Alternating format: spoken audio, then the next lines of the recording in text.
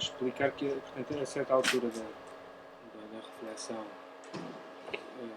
mais ou menos a meio do percurso entre a primeira formação do ano passado e esta sessão, eu comecei muito devido à comunicação depois no Congresso de Cultura Negativa e em função de algumas coisas que eu descobri desde então, cheguei à conclusão de que estava a aplicar uma teoria do conceito a um corpus que não era o mais indicado para explorar devidamente esse conceito.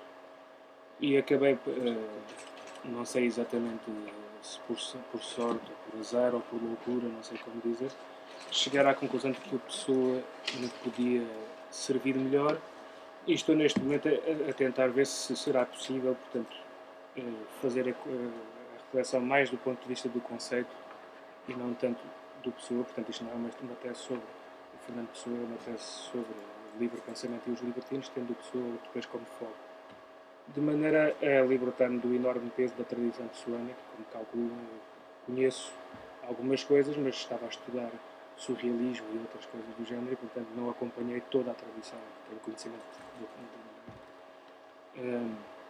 algumas coisas que eu vou apresentar foram cedidas pelo Jerónimo Pizarro, pelo professor José Barreto, que me tem ajudado nesta reflexão. Portanto, o Jerónimo deu-me alguns materiais, enviou-me alguns materiais do Escola do Pessoa. Eu contactei com alguns livros da biblioteca do Pessoa, contei também com um workshop em que participei com a Sofia Carvalho sobre o Pessoa, em que vimos algumas coisas e provavelmente teremos daqui a bocadinho um pequeno déjà vu, que será interessante. O tema, depois de eu ter enviado outras duas hipóteses à Cristiane, esta acabou por ser a definitiva, no sentido de alargar o título tanto quanto possível para não me comprometer demasiado. Portanto, o que eu vou apresentar serão algumas páginas de livros da Biblioteca do Pessoa, em que se percebe que tipo de informação é que ele pode ter tido a respeito deste assunto. Eu acabei por eliminar algumas páginas que ele tinha, onde se percebe que ele sublinhou praticamente todas as menções feitas aos libertinos no livro, que são um histórico das várias menções do termo. Portanto, ele tinha interesse pelo assunto.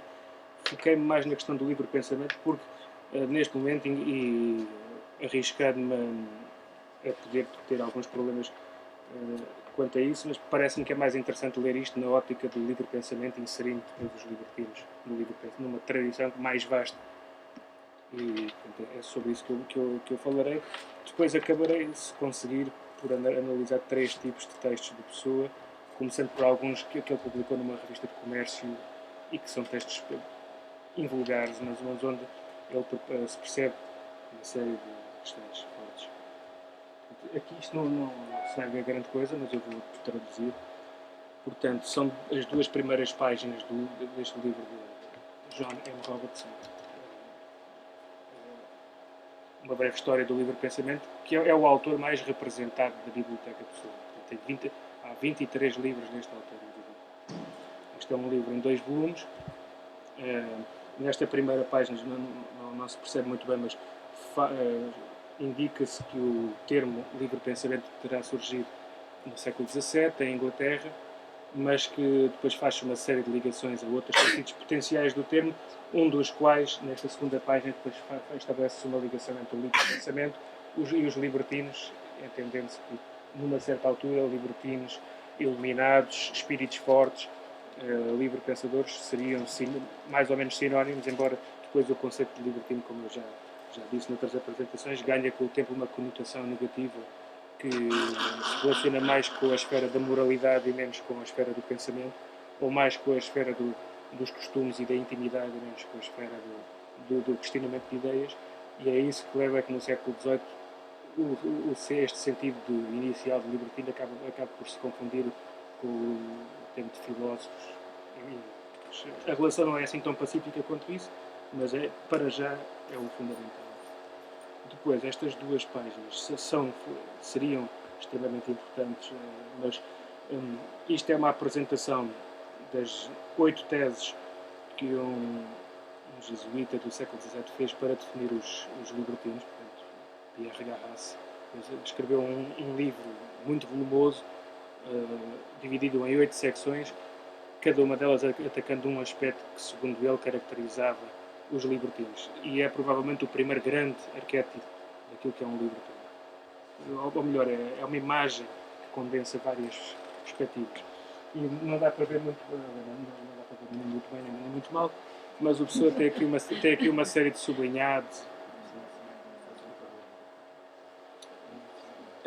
Estas páginas seriam mais no sentido de mostrar comentários do Pessoa a Montaigne e a Pierre Charron, que são duas figuras importantes, dois grandes precursores dos libertinos, onde a Pessoa sublinha a frase em que se diz que Montaigne foi o inaugurador da literatura moderna, o Charron foi o inaugurador daquela linha do pensamento moderno que passa pelo laicismo e, sobretudo, passa pela opinião enquanto fundamento do conhecimento. Portanto, esta segunda parte seria uma frase muito interessante de um outro autor libertino, que é Lamotte Levayer, do século XVII, onde a pessoa diz que Lamotte Levayer andou a navegar no Mississippi da história. Portanto, e aqui é a ideia de que a história, no fundo, há uma ideia de relativismo histórico que nasce com estes indivíduos e que é fundamental para se compreender o Pessoa. De uma vez que isto não dá para... Vou passar diretamente para o comentário dos textos. Portanto, só alguns aqui, o Robertson procura definir o que é que são os livros, o que é o livre pensamento, e conclui-se que um dos sentidos de libertinos, que é a componente moral do termo, de algum modo está ligada ao facto de o livre pensamento surgir enquanto uma espécie de pensamento de uma minoria permanente que procura revoltar-se contra um certo padrão instituído de ideias e, portanto, uma das reações deste sistema de ideias é conotar esse tipo de indivíduos com o desregramento. Há um contágio entre a ideia de desregramento e a ideia não deixa de ser apenas uma ideia de um espírito forte que não se conforma com ideias cristalizadas e que não se conforma com o aspecto da cristalização das ideias, que passa por aceitar a autoridade só porque sem questionar os fundamentos das coisas, e isto depois passa para o plano dos costumes. E curiosamente, em 1932, eu penso que não será abusivo indicar que num dos textos que a pessoa escreveu sobre o António Boto, o segundo texto forte sobre o António Boto, não estou a exercer o livre pensamento sobre os textos que estou a apresentar. Texto de 1932, e eu penso que não será abusivo ler naquela interpretação. Portanto, está-se a falar do esteta como uma das 3 categorias humanas típicas da Grécia Antiga. Diz que para no tempo da Grécia não era difícil ser qualquer uma delas, um socrático, um heróico, um esteta. Diz que o António Boto é o único esteta moderno, ainda por cima português. E depois chega-se à conclusão de que para um grego era fácil ser um esteta, porque a própria sociedade propiciava esse. Era uma das tipologias que propiciava. Para o António Boto não, porque entretanto passaram muitos séculos desde aquele ambiente e o António Boto já está desenquadrado do ambiente onde aquilo era possível. E portanto o que é que acontece? Alguém que vive fora do seu ambiente acaba por assumir um ideal de revolta. E esse ideal de revolta depois acabará por ser entendido como comportamentos ilícitos e coisas deste género. Portanto, no fundo é o que ali está. Um livre pensador assume uma atitude de revolta a partir do momento em que está num ambiente que não concorda com ele, com o qual não se identifica e que depois impõe um certo rigor, e ele acaba por assumir aquilo que nós chamaríamos a birrinha, não é? Adota aquilo que o meio não. Depois, aqui seria um outro livro de um outro autor que escreveu sobre a história do livre pensamento, que tem como interesse dizer que é uma conquista recente, a ideia do livre pensamento, e de algum modo é uma conclusão, é uma das grandes conclusões, se não mesmo a grande conclusão do pensamento humano, a necessidade de não impor limites ao pensamento alheio. Acaba por se dizer também que nestas outras páginas que os livre pensadores, a razão não encontra barreiras de espécie alguma, portanto tem que exercer-se em qualquer domínio e nunca consegue perceber, nunca consegue aceitar limitações, sejam quais forem. E nesta segunda página diz, acaba por se associar a ideia do livre pensamento a uma minoria e, portanto, a ideia do elitismo dos livre pensadores também está aqui presente. Aqui seriam páginas de Pierre Charon, mais no sentido de demonstrar como ele define o sábio.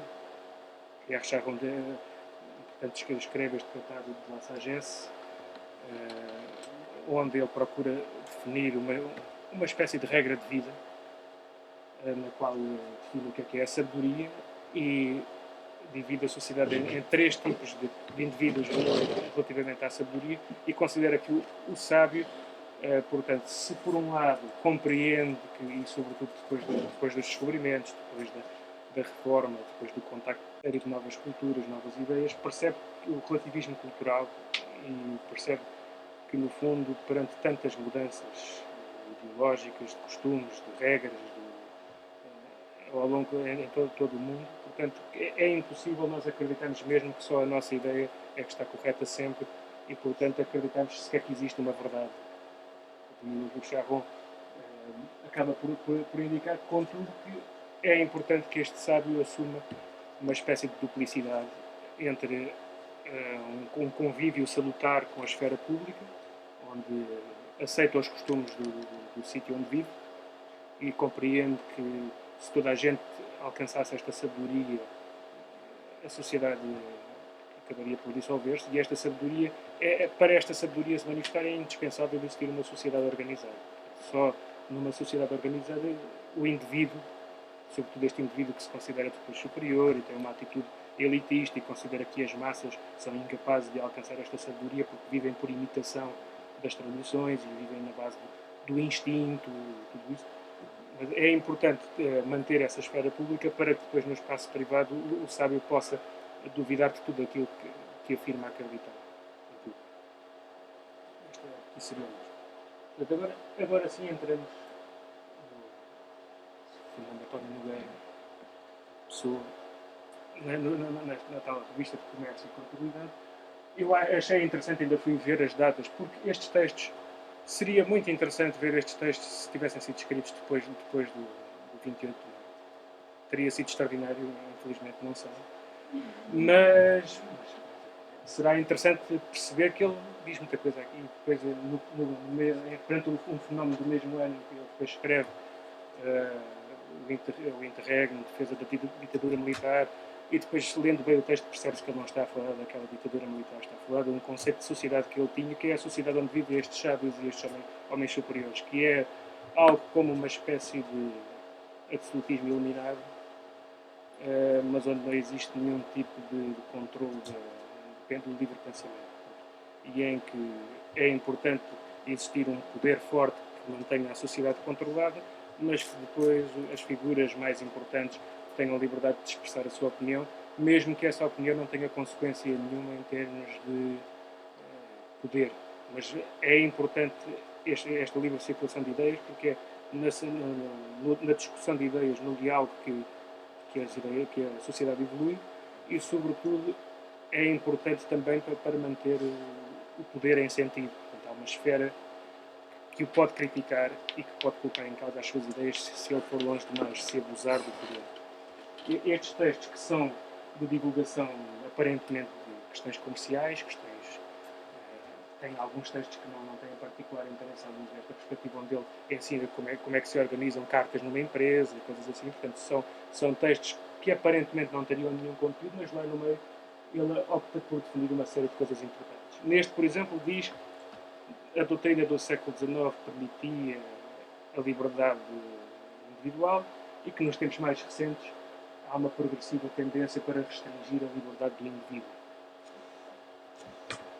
Depois faz um comentário à lei seca e dizendo que se a sociedade começa a querer indicar quando é que o indivíduo deve ou não deve beber, ou o que é que deve e não deve beber, e depois ele explica que aquilo, a própria lei acaba por ter uma série de prejuízos, porque os ricos continuam a poder beber, os alcoólicos não vão deixar de beber e acabam por ficar cada vez mais pobres, e os outros que não bebiam acabam por ficar ainda mais moralistas, porque há uma lei que os impede mesmo de beber. Mesmo os que bebiam pouco ficam mais moralistas porque não só estão a obedecer a uma vontade pessoal, como estão a obedecer a uma lei. E ele diz, já agora o Estado introduz-nos o colete de forças ao nível do que é que podemos beber ou não beber. Progressivamente vai assumindo controle sobre o que é que podemos comer, o que é que podemos vestir, o que é que podemos fazer, com o que é que nos casamos ou não nos casamos, e às tantas passa a ser um Estado de mordaça. E estamos a falar de um texto escrito antes de... É muito interessante tudo isto.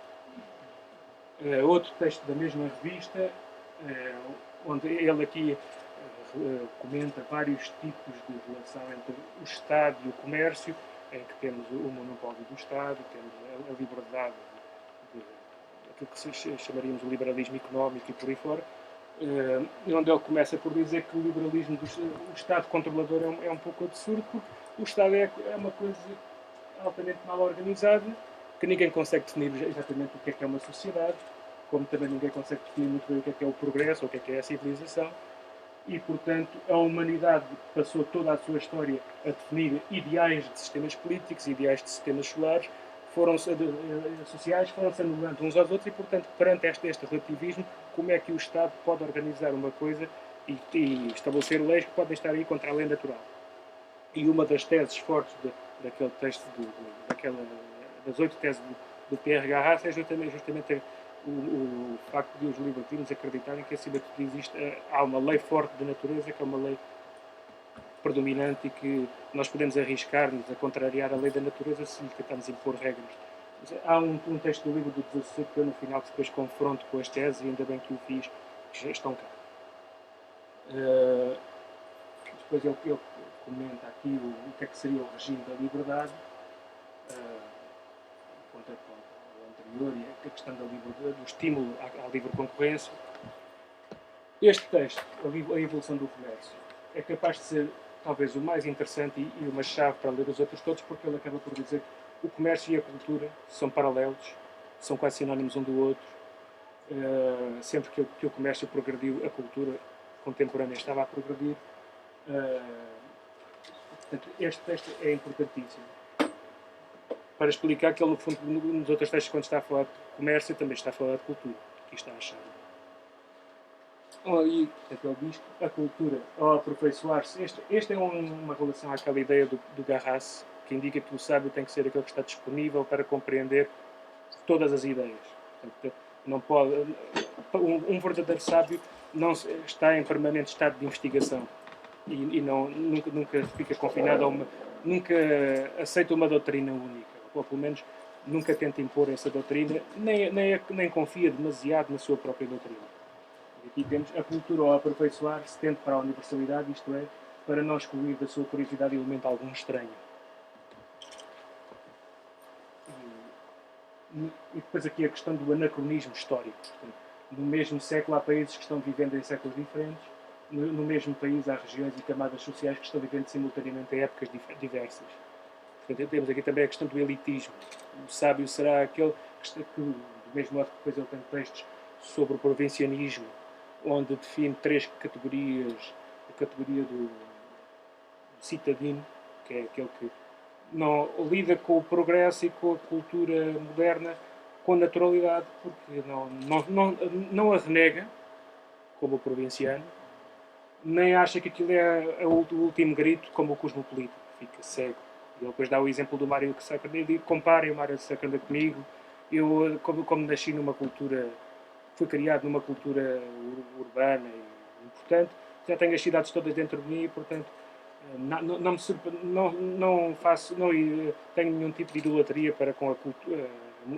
Recuso as coisas modernas quando não me servem, aplico-as quando são interessantes, não faço como os provincianos, que tudo aquilo que é moderno não me presta, nem como o cosmopolita, que acha que tudo aquilo que é moderno é extraordinário, como o Mário de Sá Carneiro e a ideia das grandes cidades. O texto organizado, portanto, é muito interessante, porque quem se recordar das teorias da heteronímia percebe que este texto pode ser dado como uma teoria da heteronímia também. Então ele começa por dizer que organizar é converter coisas em organismos, à imagem e semelhança de um organismo, embora artificial, e quais são as etapas. O organizador tem que primeiro dividir o conjunto, dizer este é o terreiro, este é o canto, este é o não sei quanto. São elementos necessários, portanto não há mais do que 3 heterónimos, há 3. Um é o mestre, que organiza. Tem depois que determinar as relações entre esses elementos. Lá está, não basta ser cada um, como ele diz na tabela bibliográfica de 28, cada um deles é um drama e todos juntos formam um drama ainda maior. Mais importante do que serem indivíduos é serem indivíduos num sistema. Mas um sistema que apenas se esboça. E por vários motivos. Primeiro, porque a partir do momento que o chefe divide o sistema e atribui funções, não vai depois querer mandar nas funções. Conforme numa empresa, o chefe não tem que mandar em tudo aquilo que o subchefe faz. Transmite uma missão e depois o subchefe tem que se transformar em organizador de organizadores. Portanto, esta ideia de que o chefe é uma projeção. Este organismo é artificial e, como qualquer organismo artificial, há uma vantagem de não se esboçar demasiado, porque todos nós sabemos que a vida tem contingências e mudanças. Um organismo vivo não pode mudar, não podemos remodelar um organismo vivo, mas podemos remodelar um organismo artificial. Podemos transformá-lo, podemos pegar no sistema e contar várias versões do sistema. Podemos pegar no sistema e aumentá-lo, diminuí-lo, mudar-lhe o âmbito. Todo o pensador de sistemas fixos, todo o organizador de conjuntos definidos sofre fatalmente desilusões, quando não desastre. Portanto, mais vale não, nem sequer a nossa ideia acreditamos. A nossa ideia é um organismo que está sempre em mutação, como qualquer organismo. Portanto, coeso, mas ao mesmo tempo, ou como se diz aqui, complexo e maleável ao mesmo tempo. Isto parece-me extremamente importante e, sobretudo, o modo como ele diz que depois os organizadores de gabinete são aqueles que fazem sistemas filosóficos, poemas épicos e romances policiais, e nós sabemos que estas são, apesar de ele ter esboçado romances policiais, sistemas filosóficos e poemas épicos, estas não foram coisas que ele tenha feito assim tão... Fez outras coisas que não estas. Esboçou sistemas filosóficos, mas a brincar, vários, não um, vários. Escreveu romances policiais, mas não acabou nenhum, e em vez de poemas épicos, escreveu uma espécie de mensagem, e depois poesia dramática que já permite a tal organização e a evolução em sistema. Finalmente, este texto dedicado ao sistema de Henry Ford, que tem como aspecto mais interessante ele dizer que a tal ideia de que a sociedade é um misto de indivíduo e um ente individual e um ente social, e que nós temos aspectos que são uma parte individual de nós e aspectos que são sociais. Portanto, temos que e isto aqui é Charron, mesmo que o Pessoa nunca tenha lido o Charron. Aqui não estou a dizer que ele leu aqueles autores libertinos, estou a dizer que ele os conhecia, que há uma tradição de livre pensamento que se aproxima muito. Em o provisionismo português, o aspecto mais importante é a questão da ironia como uma das categorias do homem superior, e isto é interessante de ver, e a ideia de que os provincianos vivem na inconsciência, enquanto que os homens superiores são aqueles que alcançam a consciência. Textos sobre o fascismo e o Salazar, estes são os mais apetitosos, direi. Tem este dos anos 20, em que ele diz que, entre outras coisas, esta é interessante, mas esta é ainda mais interessante. Ele fala de uma máscara, que é aquela que se cola a todos os corporativismos, incluindo o comunismo, e que é a máscara que já esteve colada em todo o tipo de crentes, de todo o tipo de crenças. Que é a máscara que tenta impor uma única regra, e com aquele fim é ela a bruxa que faz os sistemas e os dogmas, que lhe ensina aos crentes e aos afáveis e que traz em seu seio os regimes e a oposição a eles. Já ninguém sabe quantos sistemas políticos ela criou, nem ela se lembra de quantos foram, sabe só que morreram todos. E isto joga com todas as outras ideias. Neste outro, de 32, ele define-se como um raciocinador, e isso é mau porque o público não gosta de raciocinar, um analisador, e o público não gosta de saber a verdade, gosta de saber mentiras, até que ser relativamente bem contadas. É alguém que busca a verdade de modo imparcial, e o público não gosta de ser imparcial. Portanto, se ele não pode ser nada disto, por que motivo é que ele vai escrever textos, análises sérias? Ele depois dá o exemplo do cristianismo. Se eu for dizer bem do cristianismo, tem 3 tipos de pessoas. Os cristãos não vão gostar do que eu escrevo. Os que não são cristãos vão achar que é uma banalidade. Os indiferentes não me vão ligar nenhuma. Para que é que eu vou escrever? Não vale a pena. Portanto, qual a solução? Se eu for escrever para os outros como eu, que são pessoas, como a Rafael diz, são os livres porque libertos, e isto é fundamental. Um libertino não é uma pessoa livre, é uma pessoa que se liberta. É alguém que estava aprisionado e se tornou livre na sua origem, portanto, um escravo que alcança a liberdade, na sua origem iluminista, alguém que, no prefácio do texto do Kant, não é, que é o iluminismo, é alguém que, por via do seu próprio pensamento, consegue combater as trevas, ilumina-se, torna-se, liberta-se por sua conta e risco, ilumina-se. É liberal, e este é interessante a distinção entre dois tipos de liberais. Os liberais porque libertos e não os liberais que acreditam no liberalismo porque acreditam numa certa ideia de liberdade. E veremos que a pessoa é muito crítica em relação aos pseudo-liberais e aos pseudo-livres pensadores. Ele diz, por exemplo, que os livres pensadores portugueses fazem uma festa só porque proíbem uma procissão de sair de uma igreja. Portanto, isto não é um livre pensador. Ele diz, se eu for escrever como os tipos como eu, dizem, pessoas como eu, que não têm tradições, não têm ideias fixas, eles não me vão ligar nenhuma porque das duas uma. Ou já sabem aquilo que eu já sei e, portanto, não lhes vou estar a ensinar nada, ou alguém que seja como eu um perscrutador cultural, a expressão que ele utiliza, que está aqui embaixo, um perscrutador cultural, se ainda não sabe aquilo que eu vou estar a escrever, foi porque nunca se interessou por isso. Portanto, se nunca se interessou, não vale a pena. Portanto, o que é que vai acontecer? Eu, homem superior, sem crenças, sem ideias, que não sou um liberal daqueles aborrecidos, sou um liberal que se libertou, o que é que eu faço? Duas coisas. Contos intelectuais, exploram ideias, sem acreditar em mim, ver o que é que elas dão. E sou alguém que vou mostrar a parvoíce das ideias aceitas. E salvando assim um princípio aristocrático. Estas três coisas conjugadas. No mesmo texto, este texto é depois eu pergunto, vão já começar a dizer-me que eu trabalho com ideias em vez de ritmos. Acho esta interessante. Então, é uma literatura que trabalha com ideias, assim, é quase uma espécie de historiador literário. Um historiador das ideias, mas em modo que não se preocupa em fazer história, preocupa em fazer a sua história e em brincar com aquilo tudo. E, portanto, ele é dissolvente? Não, nós não somos dissolventes. Dissolventes são as ideias que querem mesmo combater outras ideias. Portanto, como o cristianismo foi dissolvente para o Império Romano, a Reforma foi dissolvente para o cristianismo, por aí fora. Portanto, sempre que aparece uma doutrina que quer combater outra, essa sim é dissolvente. Eu não, porque não tenho ideias nenhumas, não estou a querer dissolver nada. Muito este argumento curioso. E depois, quer isto dizer que não há fundamentos para a vida nas sociedades? Não, não quer dizer isso. Quer só dizer que nós não sabemos porque nem sequer sabemos o que é uma sociedade. Como é que nós vamos definir quais são os princípios fundamentais se nem sequer sabemos o que é aquilo ao qual aplicamos esses princípios? Aquilo diz, há algum princípio que se possa erigir a fundamental, todos e nenhum conforme, e aqui ficamos na esfera do argumentador. Domina quem é capaz de argumentar melhor uma teoria, qualquer que ela seja, e depois também não tem nenhuma relação com a instabilidade. E agora vejam a coincidência entre a antiga monarquia francesa, o período das repúblicas italianas da Renascença e o período de Cromwell, são todos algures entre o século XVI, século XVII. Há um período de eleição para ele.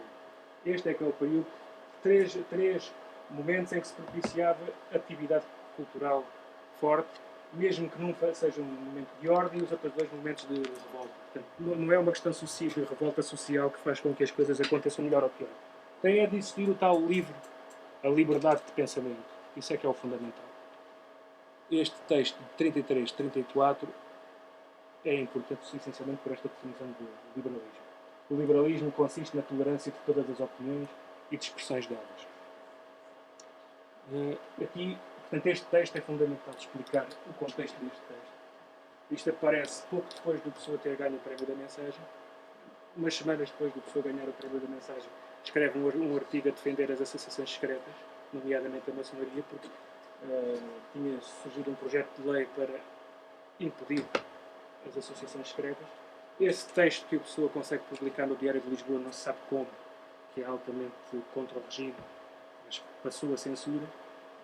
gerou uma série de atritos na entrega dos prémios não sei que a pessoa seria premiada, a pessoa não compareceu, o Salazar disse uma série de coisas, entre as quais os intelectuais a partir de agora tinham que estar ao abrigo de diretrizes, mais ou menos como aconteceu em Moscou com o Stalin, que tem mais ou menos o mesmo projeto, e esse texto é o que abre o primeiro volume dos discursos de Salazar, de 1935. E o Pessoa tem, neste volume, toma notas de algumas passagens e depois diz estas coisas como é ridículo estar agora só ao serviço de diretrizes e depois os homens de género não impõem diretrizes. São-nas.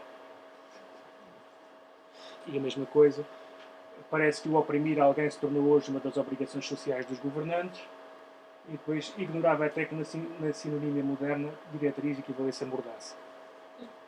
E o Pessoa para o Salazar e para o Estado Novo cai por terra, como quem não quer a coisa. E este é o tal texto que eu até tinha pensado se isso deve fazer melhor em desafiar a Sofia a ajudar-me e depois do workshop a decifrar umas palavrinhas, mas eu depois mando. Mas como é que ele diz que um livre pensador é um homem que não tem amor às suas opiniões, se é livre pensador e querer ter opiniões fixas é ser apenas estúpido. O livro do Desassossego, para concluir, dois textos do livro do Desassossego fundamentais. Este é o primeiro texto nas edições de Richard Zenitz e é o primeiro texto da segunda fase do livro do Desassossego, nos editores que dividem o livro em fases, cronologicamente. O livro do Desassossego tem... Eu começo a ver que pode até existir ali uma subfase dentro da primeira fase, mas grosso modo começou a ser escrito em 13, depois vai até 17, 18, qualquer coisa assim. Há uma interrupção depois grande, volta a ser escrito a partir de 29 até à morte, e este segundo livro, que já é atribuído a Bernardo Soares, o outro começou por ser atribuído a Fernando Pessoa, a algures a Vicente Guedes, depois o Vicente Guedes desapareceu, aparece o Bernardo Soares, e os livros são muito diferentes um do outro, muito diferentes. Embora eu acho que os textos de 1917 já são diferentes dos textos e não começo a ficar muito convencido que a leitura do Robertson terá tido alguma importância nesta transformação, porque o livre pensador definido até 14, 15 é um livre pensador, no fundo é um mero decadente do século XIX com aqueles trajeitos típicos. O 17 já é alguém que tem uma consciência histórica, pertence a uma geração que vem de uma série de crises, que é este discurso que está aqui. Comparemos só as teses do Garas, que ele diz que, retendo da ciência somente aquele seu preceito central que tudo é sujeito a leis fatais, e o preceito mais antigo da fatalidade das coisas, e diz um dos preceitos do Garas, todas as coisas são conduzidas e governadas pelo destino, inevitável, infalível. A ideia da fatalidade está nos libertinos, está neste fragmento de já tínhamos visto que ele se considera elitista e neste primeiro fragmento ele diz que a geração pertence a uma geração que deixou de acreditar em Deus pelo mesmo motivo em que acreditava, sem saber porquê, e depois essa mesma geração tentou substituir Deus pela humanidade e ele não percebe muito bem esta substituição porque ainda podia tentar... É mais credível acreditar em Deus do que acreditar na humanidade, que é apenas um mero fenómeno biológico como outro qualquer. Mais valia pôr no pedestal outro animal qualquer em vez do homem, porque seria melhor. E ele acaba por dizer, tipo, como vemos, portanto, existe a lógica de que existem alguns poucos espíritos fortes que falam, e ali aquele negrito que ali está é um tracinho do Pessoa. Trusting and Cabalistic Source. Este livre pensador é alguém que é livre de pensamento, não está preparado para cair na falta de senso da população. A ideia o elitista que segue caminhos diferentes do comum. E perante a ideia de que temos que... não nos foi dada outra realidade que não a das sensações, os libertinos já diziam que nós temos que concentrar-nos essencialmente em usufruir do corpo e das sensações, dos sentidos. O sensacionismo já estava previsto pelos libertinos. Finalmente, não tomando nada a sério, é uma vez mais a tal ideia de que, não tendo crenças, a arte, a literatura converte-se em produção de sistemas. Isto aqui estava repetido, sem projeto. Finalmente, este fragmento é interessante. Como veem, foi publicado em vida, portanto, na presença, em 1931. É um fragmento onde se diz que é muito há muitas tentativas de definir o que é o homem, e todas elas são certas por um lado, mas é muito mais fácil definir o que é um homem superior. Passa por várias tentativas, e reparem como o discurso ele mistura várias coisas. Ele começa por falar aqui do Carlyle, fala do Carlyle, fala do Rousseau, aqui pelo meio fala também dos gregos, portanto ele está a misturar épocas, está a misturar conceitos no tal relativismo. Né? Aliás, um autor que combate o Estado Novo argumentando com ideias do absolutismo do século XVII já está a partir a ser brutalmente anacrónico. Portanto, para ele, muita gente tenta definir o que é o homem. O homem é um animal racional, é um animal doente, é isto, é aquilo. É muito mais fácil definir o que é o homem superior. O que é que vai dizer que não tem uma consciência? Todas as vidas correm de uma íntima inconsciência. Nós não temos noção de nós. Ele agora explica o que é que distingue o homem superior de tudo isto. Portanto, o homem superior é aquele que... O homem superior difere do homem inferior e dos animais irmãos deste pela simples qualidade da ironia. O que é a ironia? Ele depois aqui introduz o português Francisco Sanches, autor do Que Nada Se Sabe, 1561, creio. Onde a pessoa depois acaba por dizer que há a etapa da ironia socrática que diz eu só sei que nada sei. E depois há a etapa da ironia do Sanches que diz eu nem sequer sei se sei ou não sei. E esta etapa em que se diz eu nem sequer sei se sei ou não sei já é a etapa da consciência. Uma coisa é existo eu e eu estou convencido de, mesmo que aquilo que eu estou convencido seja que nada sei, mas já é um convencimento. O problema é quando nós não sabemos se estamos convencidos ou não estamos. E este é o princípio da heteronímia. É aqui que nasce a heteronímia. Eu consigo distanciar-me tanto de mim que até consigo produzir várias hipóteses de coisas que eu posso achar ou não achar. É aqui que nasce a ideia. Desconhecer-se conscientemente, e aqui é que está. Os outros vivem inconscientemente, porque mesmo que cheguem ao patamar de Sócrates, que já é o patamar de uns homens, são superiorzinhos, vá. Mas mesmo assim ainda não conseguiram dar o passo final. E o que eu acho interessante é, já vimos que ele tem uma enorme paixão pelas sociedades do século XVII.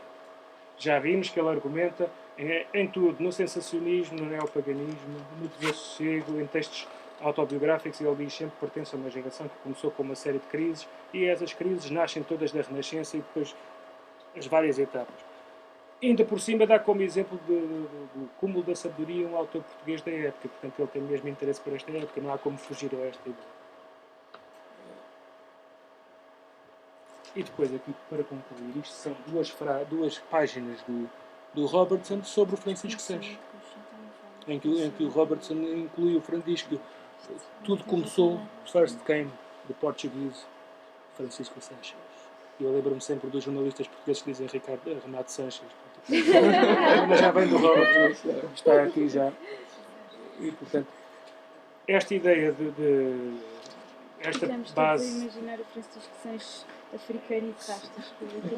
Há muita coisa do Pessoa sobre este Francisco Sanches, e incluindo há um conto do Pessoa que se chama O Ermita da Serra Negra, que a meio tem exatamente esta mesma ideia. Existe a ironia do Sócrates, existe a ironia do Francisco Sanches, eu estou mais com o Francisco Sanches. Há muitos textos onde ele diz isto, e depois eu não acabei por não incluir aqui, até porque fiquei um pouco desapontado com a informação que o Jerónimo me deu ontem, porque eu mandei-lhe umas listas que encontrei onde a pessoa faz listas destes todos, Montanhas, Charron, portanto ele lista e percebe-se que ele os conhece. Eu disse, isto aqui se calhar ele conheceu depois de ter lido o Robertson. Não, aquelas listas são de 1906, 7. Portanto, ele chega a Lisboa em 5, em 6 ou 7 ele já conhece o Charron, já conhece o Montanha, já conhece o Pomponazzi, o Vanini, quer dizer, e eu ponho-me a pensar que quantos em Portugal em 1906, 7 saberiam sequer que é que o Giordano Bruno, o Pomponazzi, coisas extraordinárias.